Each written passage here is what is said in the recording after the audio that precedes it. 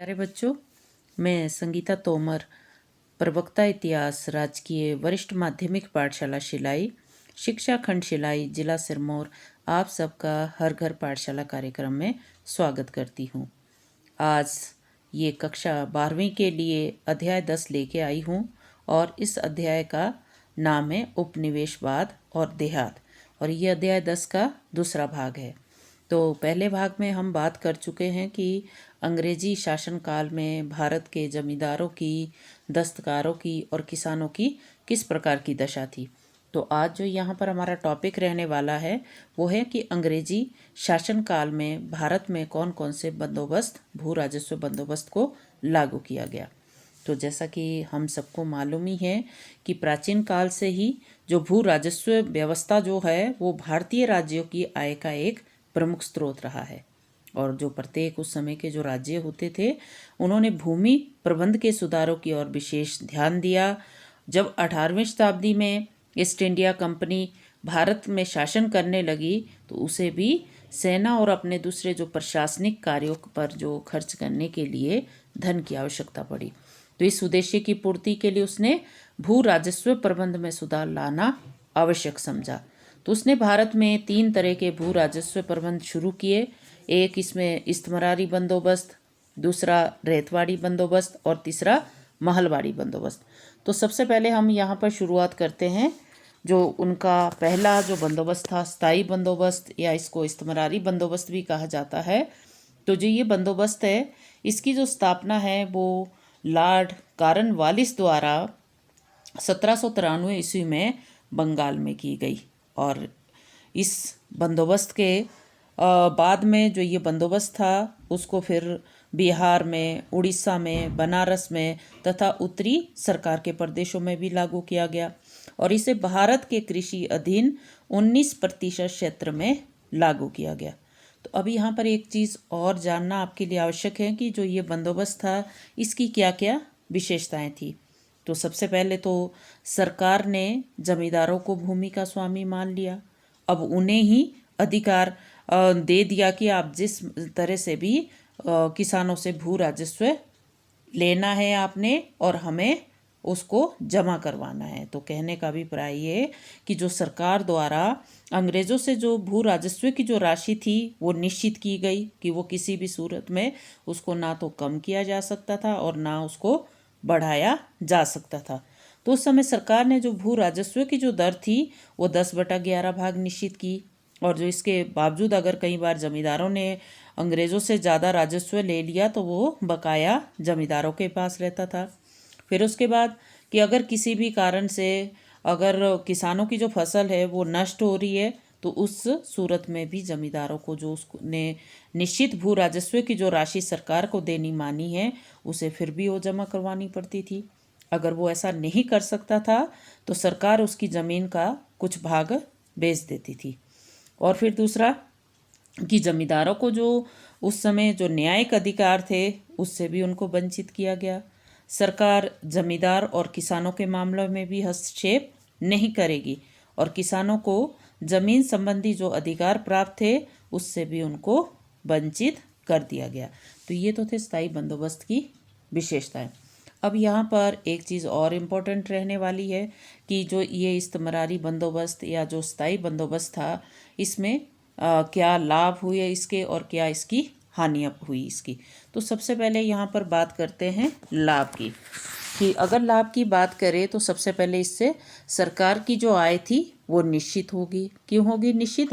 क्योंकि इसमें जो सरकार ने जो भू राजस्व की जो दर थी उसको निश्चित कर दिया था, और इसमें जो बढ़ाना या घटाना ये अब सरकार को मतलब ये अधिकार नहीं था कि वो इस राशि को बढ़ा भी सकती थी, क्योंकि ये जमींदारों के साथ एक फिक्स डील थी, और इस कारण वे प्रशासनिक कार्यों पर किए जाने वाले व्यय के संबंध में अनुमान भी नहीं लगा सकती थी।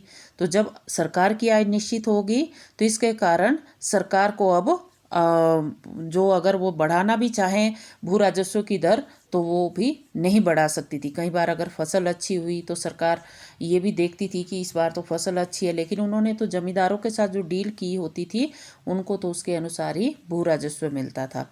अब दूसरा है इससे प्रशासन में कुशलता। किस प्रकार से?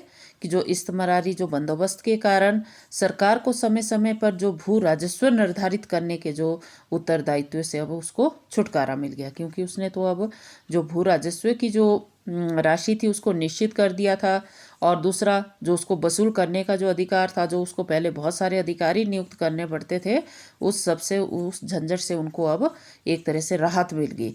तो अब वह इस उलझन से जब उनको मुक्ति मिल गई, तो अब इसके बाद वो अपना जो ध्यान था वो प्रशासनिक कार्यों की ओर लगा सकते थे। तो परिणाम क्या हुआ इससे, कि इससे प्रशासन में भी कुशलता आई। अब बात करते कृषि का समृद्ध होना। किस प्रकार से, कि जब इस्तेमारी बंदोबस्त के कारण कृषि में काफ़ी उन्नति हुई, क्योंकि इससे पहले जो जमींदार होते थे वो कृषि कार्यों में कोई रुचि नहीं लेते थे। क्यों नहीं लेते थे, क्योंकि पहले जमींदारों को जो ज़मीन दी जाती थी वो सिर्फ 1 वर्ष के लिए दी जाती थी। तो फिर जमींदारों का कोई इंटरेस्ट नहीं होता था, क्योंकि उनको पता था कि इस बार अगर मेरे पास भू राजस्व इकट्ठा करने का अधिकार है, अगले साल मेरे पास रहे या ना रहे। लेकिन जब सरकार ने सदैव के लिए इस बंदोबस्त के अधीन जमींदारों को भूमि का स्वामी मान लिया, तो इसके बाद अब दूसरा, जमींदारों से सरकार द्वारा एक निश्चित भू राजस्व की जो राशि थी उसको फिक्स किया गया। तो इससे क्या हुआ कि जमींदार अधिक से अधिक लाभ कमाने हेतु वो क्या करने लगे, कि किसानों को जो उनकी उपज बढ़ाने के लिए प्रयास करने लगे। तो परिणाम क्या हुआ, कि अब उन्होंने कृषि को समृद्ध करने की ओर कोई प्रयास शेष न छोड़ा। अब उन्होंने जंगलों को साफ किया, बंजर भूमि को भी कृषि योग्य बनाया, और चारों ओर अब फसलें लहराने लगी। अब इसके बाद जो दूसरा फायदा हुआ, ब्रिटिश शासन को स्थिरता प्राप्त होना। किस प्रकार से, कि अंग्रेजों ने जमींदारों को जब सदैव के लिए भूमि का स्वामी मान लिया, तो इसीलिए वो अंग्रेजों के दृढ़ समर्थक बन गए, और उन्होंने हर संकट के समय में अंग्रेजों को पूर्ण सहयोग देने का एक तरह से वचन दिया। और अब भारत में ब्रिटिश जो शासन को क्या मिल गई, स्थिरता प्राप्त होगी। अब ये तो थे कुछ इस्तेमारी बंदोबस्त के लाभ। अब बात करते हैं इसकी हानियां या दोष के बारे में। अगर दोष की बात करें तो सबसे पहले तो आरंभ में इसका जमींदारों के लिए विनाशकारी सिद्ध हुआ। किस प्रकार से, कि शुरू में क्या हुआ, कि सरकार ने जब भू राजस्व की जो राशि वो बहुत अधिक निश्चित की थी, तो इस कारण बहुत से जमींदार अपनी भू राजस्व की राशि निश्चित समय तक सरकार के पास जमा नहीं करवा सके। अब सरकार ने उनको ज़मीनें बेचने, जो उनकी जो ज़मीन दी गई थी उसको बेचना शुरू कर दिया। तो इससे बहुत सारे जमींदारों को अपनी जो जमींदारी से हाथ धोना पड़ा। दूसरा, कृषकों के हितों की अवहेलना, कि पूरी तरह से इस बंदोबस्त में क्या हुआ, कि कृषकों की पूरी तरह से जो उनके हित थे उसकी उपेक्षा की गई, और उन्हें पूरी तरह से किसकी दया पर छोड़ दिया, जमींदारों की। परिणाम क्या हुआ, कि जमींदारों ने किसानों पर मनमाने जो जुल्म थे वो करने शुरू कर दिए। अब उन्होंने जो एक फिक्स राशि थी जो सरकार को देनी थी, उसको छोड़कर जिस हिसाब से उनको किसानों के पास फसल दिखती थी उसके अनुसार जब उनसे वो जो भू राजस्व की राशि वसूल करने लगे, तो इसका कृषकों के ऊपर बहुत बुरा प्रभाव पड़ा। दूसरा, सरकार को आर्थिक हानि। किस प्रकार से, कि इस्तेमारी बंदोबस्त के जो कारण था वो सरकार को भविष्य में भारी आर्थिक हानि उठानी पड़ी, क्योंकि समय समय के साथ साथ भूमि से प्राप्त होने वाली आय बढ़ती गई, परंतु सरकार की तो जो भू राजस्व की राशि थी वो फिक्स थी, अब वो उसमें वृद्धि नहीं कर सकती थी। फिर इसके बाद अनुपस्थित जो जमींदार थे, मतलब अब जिनके साथ तो सरकार ने अपना एक डील फिक्स की थी, अब वो तो शहरों में जाने लगे, वहाँ पर विलासी जीवन व्यतीत करने लगे। अब उन्होंने जो भूमि प्रबंध का जो कार्य था या भू राजस्व का जो इकट्ठे करने का जो कार्य था वो आगे अपने कारिंदों को दे दिया। अब जो कारिंदे थे या जो भी उनके आगे बिचौलिए थे, उन्होंने भी क्या कर दिया कि अपनी आय बढ़ाने के लिए उन्होंने भी किसानों का शोषण करना शुरू कर दिया।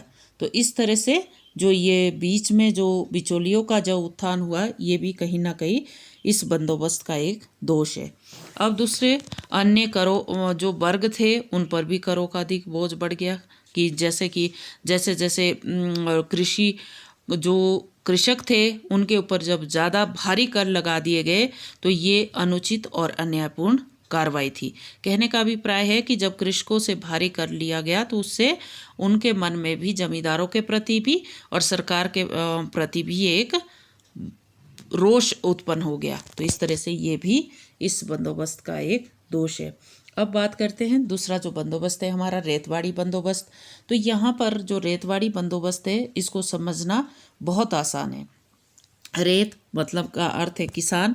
अब इस बंदोबस्त में जो सबसे पहले तो ये जान लेते हैं कि जो ये बंदोबस्त है 1820 में मद्रास के गवर्नर थॉमस मुनरो ने कैप्टन रेड के सहयोग से जो ये बंदोबस्त था इसको लागू किया। और इस बंदोबस्त को बाद में पहले तो इसको मद्रास में लागू किया, बाद में मुंबई, असम और दूसरे जो अन्य भाग थे वहाँ पर भी लागू किया गया। और ये बंदोबस्त भारत के कृषि अधीन 51% क्षेत्र में लागू किया गया। तो इस बंदोबस्त के अंतर्गत अब सरकार ने क्या किया, रैयत या जो किसान थे उनके साथ सीधा समझौता कर लिया, उन्हें भूमि का स्वामी मान लिया गया। और इसके लिए केवल एक ही शर्त रखी गई कि वे समय पर भू राजस्व जो है वो सरकार को जमा करवाते रहे। और किसानों से जो लिया जाने वाला जो भू राजस्व था वो 20 से 30 वर्षों में दोबारा से बढ़ाया जा सकता है। तो इस प्रकार से इस बंदोबस्त में सरकार ने जो पहले वाला जो बंदोबस्त था जिसमें कि जो भू राजस्व की जो राशि थी वो निश्चित कर दी गई थी, लेकिन इसमें ऐसा नहीं था। इसमें 20 से 30 वर्षों बाद ये दोबारा से बढ़ भी सकती थी। तो इस जो पहले वाले बंदोबस्त में जो कमियां थी उसको दूर करने के लिए बंदोबस्त सरकार द्वारा चलाया गया था। तो स्थायी बंदोबस्त के अंतर्गत सरकार तो पहले एक ही बार भू राजस्व की राशि निश्चित करती थी और उसमें कोई परिवर्तन भी नहीं कर सकती थी, लेकिन इस बंदोबस्त में सरकार ने ये अधिकार था कि वो जब चाहे जो भू राजस्व की जो दर है उसको बढ़ा सकती है। तो वास्तव में इस बंदोबस्त में जमींदारों को बाहर किया गया, उनकी अपेक्षा की गई और सरकार ने अब सीधा किसका किसानों के साथ जो संबंध स्थापित किया। तो इसमें भी किसका शोषण हुआ, किसानों का ही शोषण हुआ। अब ये था हमारा रेतवाड़ी बंदोबस्त। इसके बाद जो अगला बंदोबस्त रहने वाला है वो है महलवाड़ी बंदोबस्त।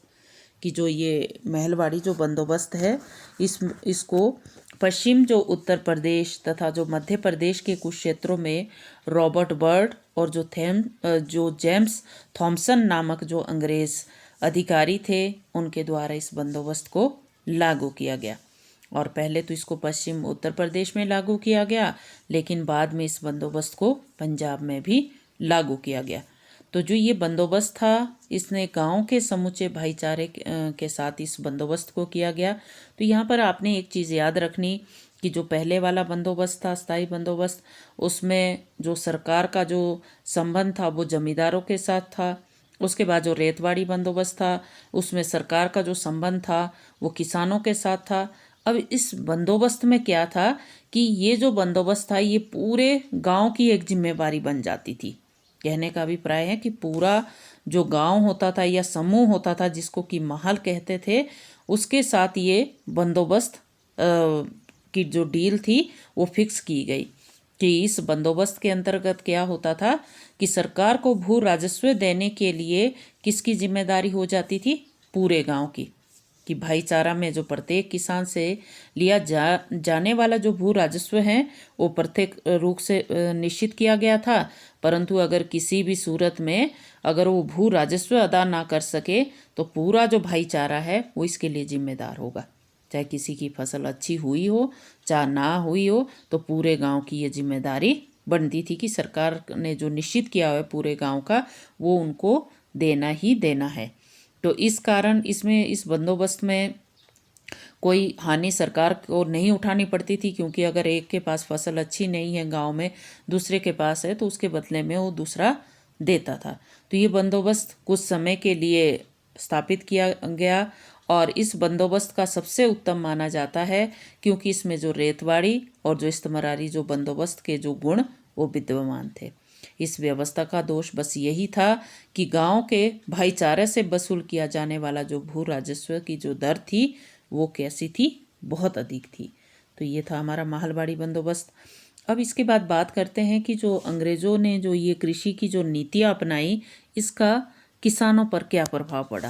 तो जैसा कि हमने यहाँ पर तीनों बंदोबस्त के बारे में जब बात की तो उसमें हमने क्या पाया कि जो ये पूरा जो भू राजस्व की जो प्रणाली थी, इसका जो सबसे ज़्यादा बुरा प्रभाव पड़ा वो किस पर पड़ा? किसानों के ऊपर। क्योंकि किसानों से जो उस समय जो भू राजस्व की जो राशि थी वो बहुत अधिक वसूल की जाती थी। और दूसरा, सरकार द्वारा कृषि सुधारों की उपेक्षा करना कि अगर भू राजस्व की जो राशि है वो अधिक की ली जा रही थी उनसे, लेकिन सरकार ने ये उनके लिए कोई भी किसानों के लिए प्रयत्न नहीं किया जिससे कि उनके थोड़े से कृषि में भी सुधार हो सके और जिससे उनकी जो फसल इतनी हो कि वो सरकार को भी भू राजस्व दे सके और उनके पास अपने लिए भी कुछ शेष भाग बच सके। तो इस तरह से सरकार ने नहीं किया और किसानों की दशा का शोचनीय होना कि इन सारी जो प्रक्रिया में था, जो किसान था उसकी जो दशा थी वो दिन प्रतिदिन बिगड़ती जा रही थी और किसानों को अंग्रेज़ों की ज़रूरतों की फसलें उगाने के लिए मजबूर करना। और इसका सबसे जो बुरा असर ये भी था, भारतीय किसानों की जो दुर्दशा का एक ये भी कारण था कि अंग्रेज़ों ने भारत के लोगों से उन्हीं फसलों का, उस समय जिन फसलों की उनको ज़रूरत थी, चाहे वो कपास है, चाय है या फिर नील है, तो उसकी जो खेती है उसका उत्पादन करने के लिए उन्होंने किसानों को मजबूर किया। और जब वो उन फसलों को उगाते थे तो उसके बाद उन्हें बाज़ार में कम कीमत पर बेचने के लिए बाध्य किया। तो इस तरह से ये जो पूरी व्यवस्था थी इसमें सबसे ज़्यादा किसानों को प्रभावित किया, किसानों के ऊपर इसका बहुत बुरा प्रभाव पड़ा। तो अब इस वीडियो का जो हमारा अंतिम यहाँ पर पॉइंट है वो है 5वीं रिपोर्ट। कई बार क्वेश्चन पूछा जा सकता है कि जो ये 5वीं रिपोर्ट थी ये क्या थी और इसको क्यों पेश किया गया था। तो थोड़ा सा इसके बारे में जान लेते हैं कि जो 5वीं रिपोर्ट थी इसको 1813 ईस्वी में ब्रिटिश संसद में प्रस्तुत किया गया था और इसमें भारत में जो ईस्ट इंडिया कंपनी का जो प्रशासन और जो उसके क्रियाकलाप थे उसके बारे में जानकारी दी गई थी। तो जो ये 5वीं रिपोर्ट, सबसे पहले तो इसके कारण क्या थे कि इसको क्यों ब्रिटिश संसद में पास किया गया था। सबसे पहले तो ब्रिटेन के उद्योगपतियों द्वारा दबाव कि 1765 में ईस्ट इंडिया कंपनी ने मुगल बादशाह जो शाह आलम से बंगाल की दीवानी प्राप्त कर ली थी। तो इस कारण बंगाल के शासन की जो वास्तविक सत्ता वो कंपनी के हाथों में आ गई थी। तो इस कारण ब्रिटेन में उसके क्रियाकलापों पर जो करीबी नज़र रखी जाने लगी थी। तो ब्रिटिश संसद में उन पर चर्चा की जाती थी और ब्रिटेन के जो बहुत सारे जो उद्योगपति थे वो इस बात के लिए दबाव बना रहे थे कि जो कंपनी को भारत और चीन के साथ व्यापार करने के लिए दिया जाने वाला जो एकाधिकार वो समाप्त किया जाए, उन्हें भारत के साथ व्यापार करने की अनुमति दी जाए। और कई राजनीतिक समूहों ने ये कहना शुरू कर दिया कि जो बंगाल में मिली विजय का जो लाभ है वो केवल ईस्ट इंडिया कंपनी को ही मिल रहा, जबकि पूरे ब्रिटिश राष्ट्र को ये मिलना चाहिए। फिर ये था, दूसरा था कंपनी का कुशासन कि अब जब भारत में यहाँ पर ईस्ट इंडिया कंपनी ने अपना शासन शुरू किया तो उसके बाद यहाँ पर काफ़ी भ्रष्टाचार फैल गया। कंपनी के जो अधिकारी थे वो अनुचित ढंग से धन बटोरने में लगे हुए थे।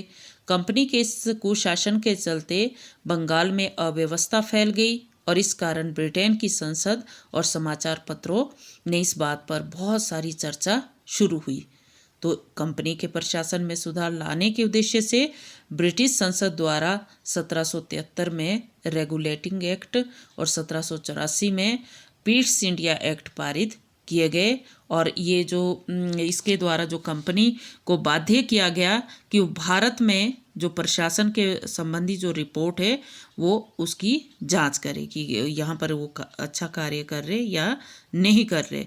तो अगर हम इसका मूल्यांकन करें 5वीं रिपोर्ट का तो यही है कि जो ये 5वीं रिपोर्ट है इससे हमें पता चलता है कि उस समय जो इसमें वैसे तो जो इसमें तर्क दिए हुए, साक्ष्य दिए हुए, अगर हम इसकी आलोचना को स्वीकार ना करते हुए शोधकर्ताओं ने जो इसमें लिखा हुआ है कि बंगाल में औपनिवेशिक शासन काल के बारे में हमें इससे जानकारी प्राप्त होती है कि उस समय जो किस तरह से यहाँ पर ईस्ट इंडिया कंपनी ने शासन चलाया और उस शासन में क्या क्या खामियां थी। तो ये सारी चीज़ें हमें कहाँ से मिलती है?